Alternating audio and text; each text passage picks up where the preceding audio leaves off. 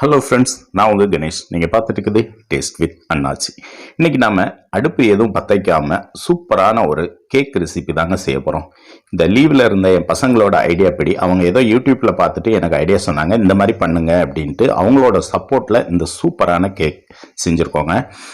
நானும் கூட முதல்ல ஏனாதானான்னு செஞ்சேன். ஆனால் செஞ்சு முடித்து சாப்பிட்ட பிறகு தான் தெரிஞ்சது எவ்வளோ அட்டகாசமான சுவையில் இருந்துச்சுன்னு. அதே கேக்கை நீங்களும் செஞ்சு பாருங்கள். வாங்க அதை எப்படி செய்யலான்னு இந்த வீடியோக்குள்ளே போய் பார்க்கலாம்.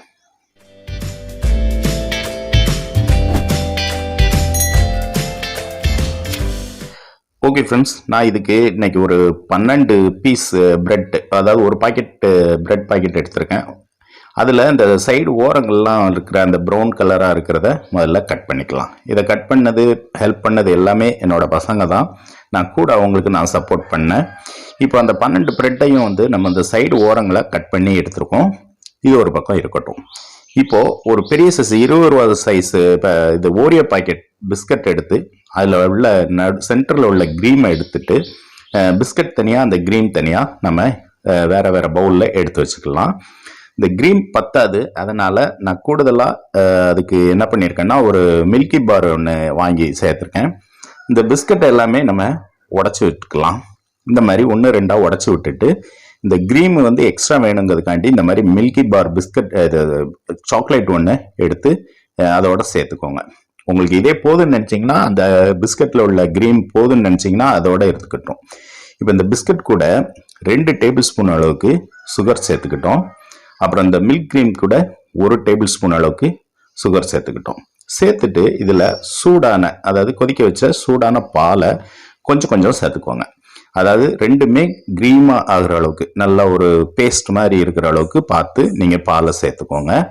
சேர்த்துட்டு அந்த மில்கி பாரு அந்த க்ரீமெல்லாம் சேர்ந்ததை நல்லா கலந்து விட்டுக்கோங்க.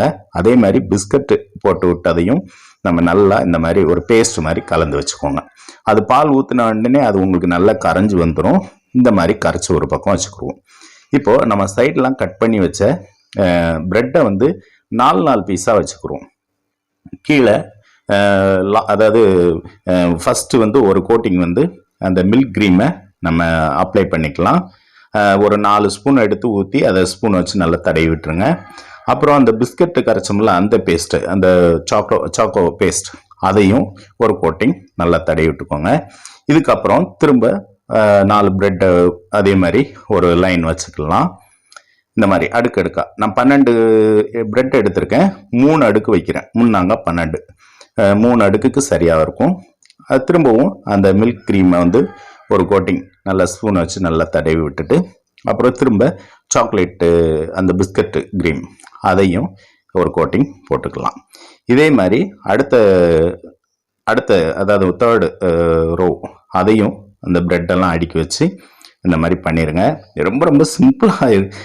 நான் ஏதோ அவங்க சொன்னாங்களே எப்படி என்ன செய்ய போகிறோம், எப்படி இருக்குமோ அப்படின்னு நான் நினச்சி பண்ணேன். ஆனால் உண்மையிலேங்க சூப்பராக இருக்குங்க. ஒரு நல்ல பெஸ்ட் பேக்கரியில் வாங்கி கொடுத்து சாப்பிட்ற ஒரு கேக் மாதிரியே இருந்துச்சு.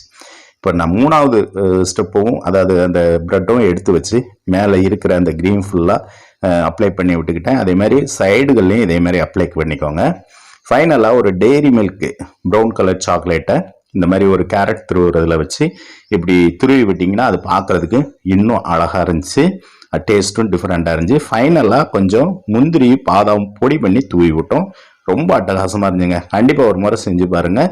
வேறு ஒரு வீடியோவில் திரும்பவும் நம்ம சந்திப்போம். ஓகே ஃப்ரெண்ட்ஸ், பாய்.